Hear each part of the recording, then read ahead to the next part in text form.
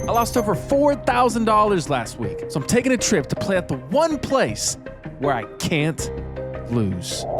Queso needs an ace from space. There it is! How hot is this guy? The cheese man. Hot queso. Here comes the boom.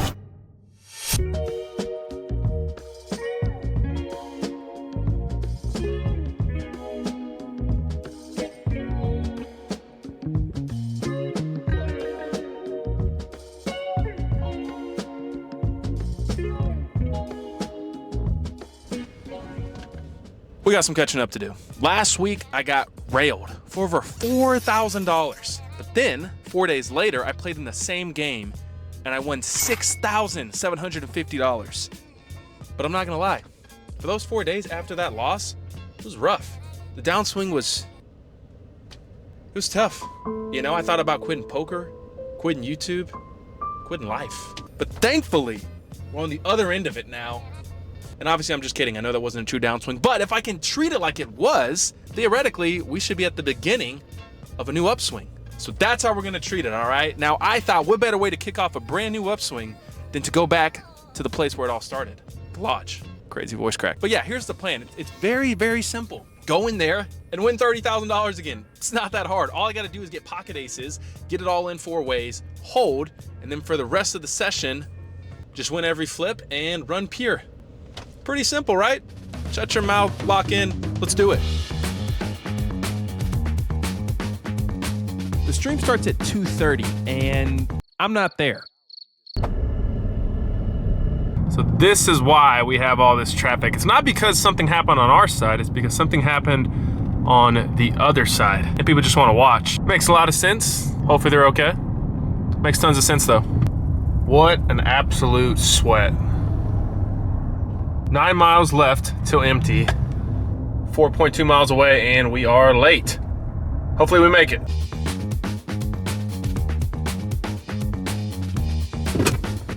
Oh my gosh. We made it. 3 miles till empty, but we made it. Now let's go in there and win $60,000. Come on! I basically sprint to the cage, exchange $10,000 for a bunch of chips, and make my way back to the stream room. This is my first time being on the cover of the stream, and I'm late. It's a really good look. I finally make it into the stream room, and now it's game time.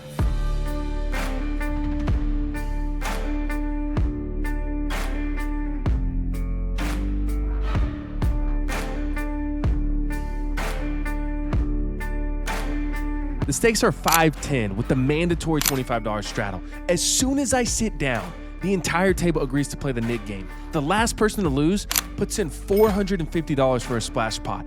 Per usual, we have no time to settle in. Literally my second hand being dealt, I'm in the $25 straddle with Queen 4 of spades. The +1 opens to 75. The button calls, and so do I. The flop comes Queen high. I check, and Efan continues for 150. The button gets out of the way, and I call. The turn is the 10 of diamonds. Not my favorite card, but then again, when you have a trash hand like Queen 4, what cards do you really want to see on the turn besides another queen? I check again.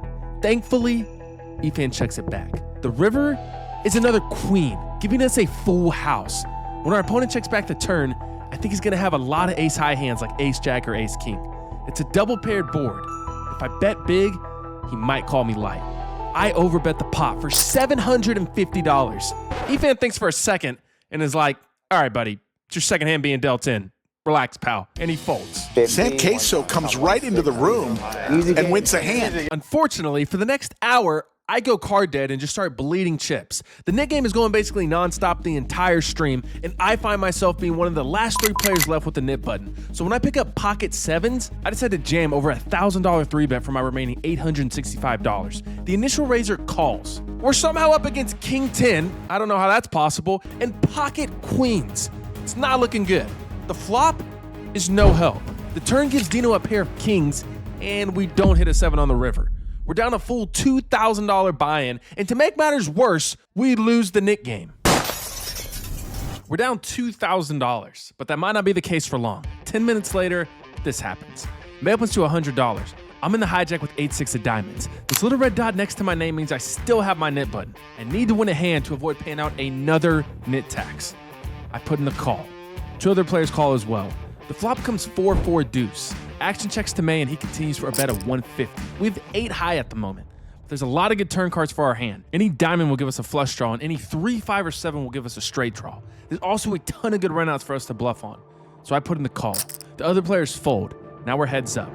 The turn is the 10 of diamonds, giving us a flush draw. May checks over to me. When he checks his turn, I highly doubt he has an overpair. I think at best, he has a hand like pocket 9s or pocket 7s. We need to bet a size that will allow us to jam the river for a hefty amount, even if we miss our flush draw. I bet $350. May puts in the call. We're hoping for a diamond on the river, but even if it's not a diamond, we're more than likely going to be all in. The river is a 5 of diamonds, giving us a flush. May checks again. Our decision is easy. I go all in for $1,400. Our opponent is in the tank. Ultimately, he's a non-believer. He calls. I show the flush and we're good. That hand puts us dead even on the session. Literally 2 hands later, the heater begins. The nit game just ended. We upped the nit tax to $700, which means there's already $740 in the middle before I even act. And what better time to pick up pocket kings? I completely forget that it's a splash pot and open to $75. Oh, this is a splash pot, is it? Oh, wow. God. We have to make it 900? This is a massive mistake. Now I'm just hoping someone raises. Basically, the entire table just calls until it gets to May, who goes all in. We have another easy decision. I go all in as well. Every other player folds. We agree to go twice. On the first board, we flop a set and river a boat. And on the second board, we hold with just a pair of kings. We milk over $2,300 of profit this hand, but the heater is just beginning. Exactly 3 hands later, we play the biggest pot of the night against one of the best players at the table, May.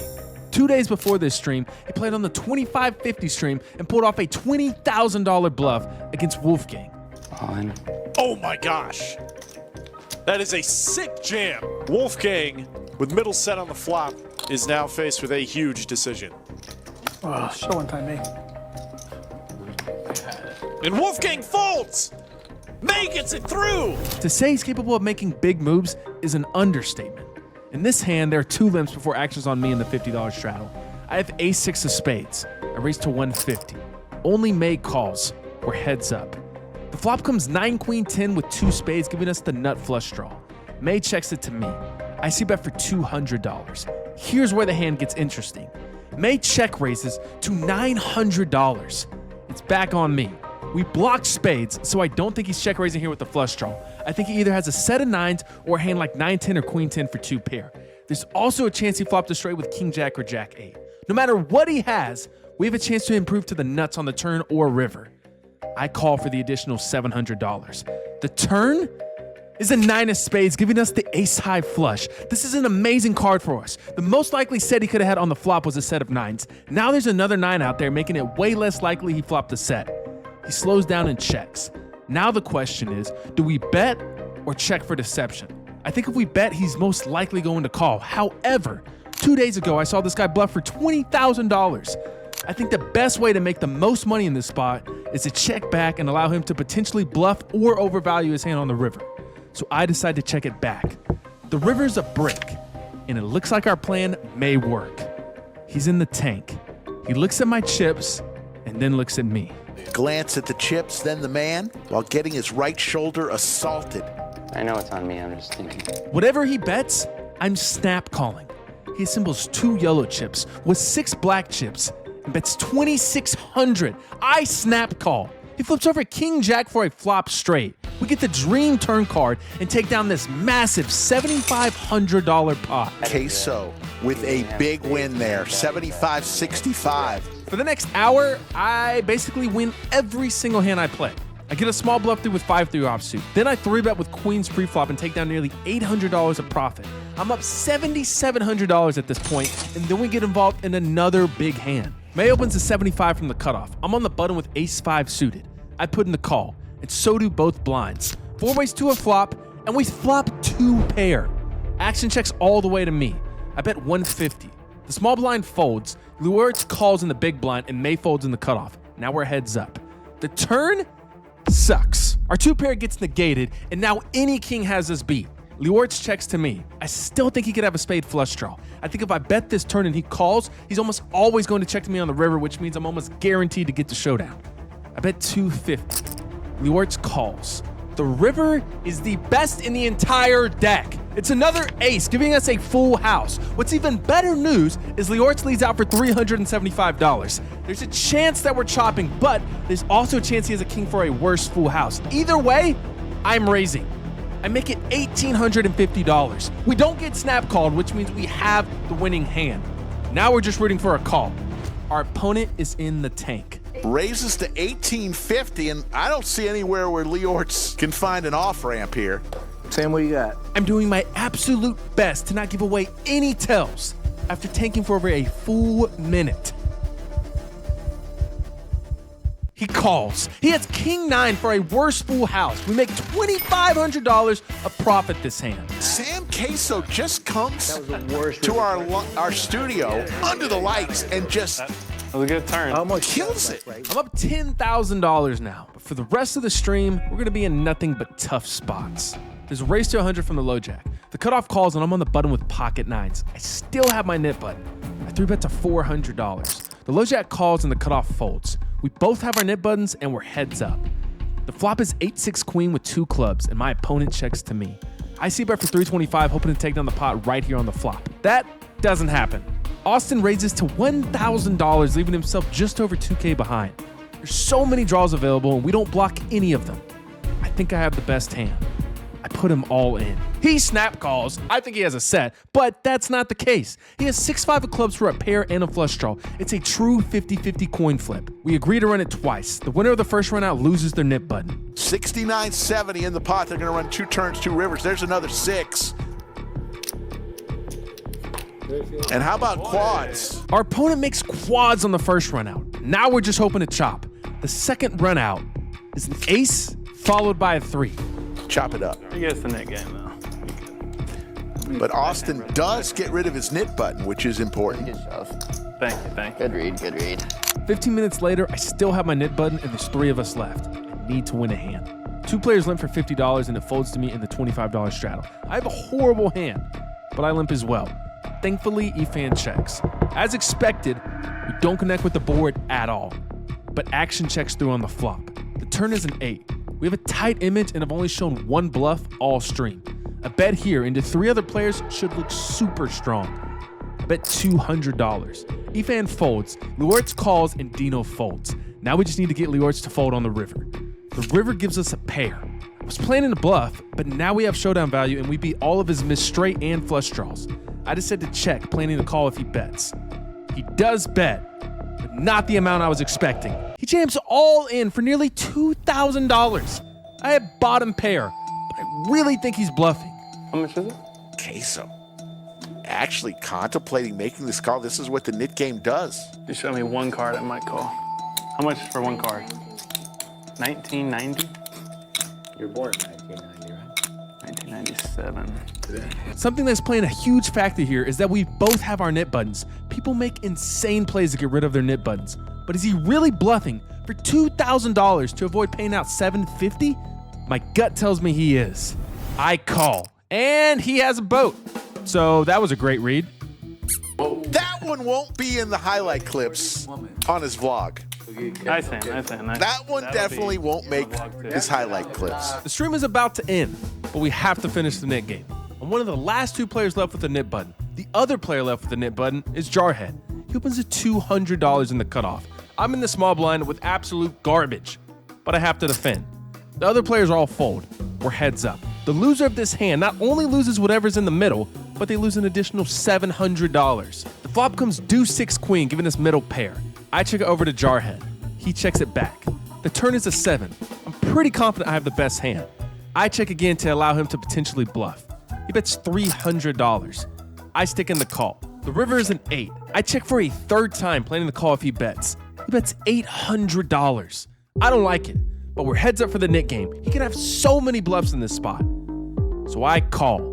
He has king 7. We lose $1,300 this hand, plus an additional $700 for the nit tax. That hand alone costs us $2,000.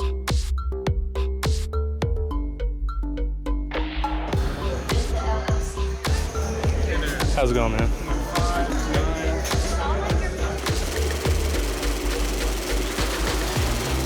Okay, thanks. 6-9. Thank you, brother. Thank you. Well, I punted like 5K. I didn't have to punt, that's for sure. The 6-3 hand, I don't know where that hero call came out of, but didn't have to call $2,000 with bottom pair. Thought he had diamonds. He didn't. He had a full house, so bottom pair's no good. The king 6 hand, though, I like the call. We both had our nip buttons. If I lose that hand, I lose the nip button. And I mean, I kind of still think he was bluffing. He had a pair of 7s, I had a pair of 6s, but he did tell me he was value betting. He thought I had a 6 or ace high. And if that's true, then he's just a better poker player than me. Simple as that. But we still kept the winning streak alive. In total, I took 10,000 with me, exchanged it for chips, bought in the game for 4,000, cashed out for $14,690, which means I won 4,690 bucks, which means the winning streak is still alive. Anyways, if you enjoyed this episode, just share it with like 30 or 40 friends. Nothing crazy, but spread the word, you know what I mean? Other than that, I guess just shut your mouth, stay locked in. Until next time, peace.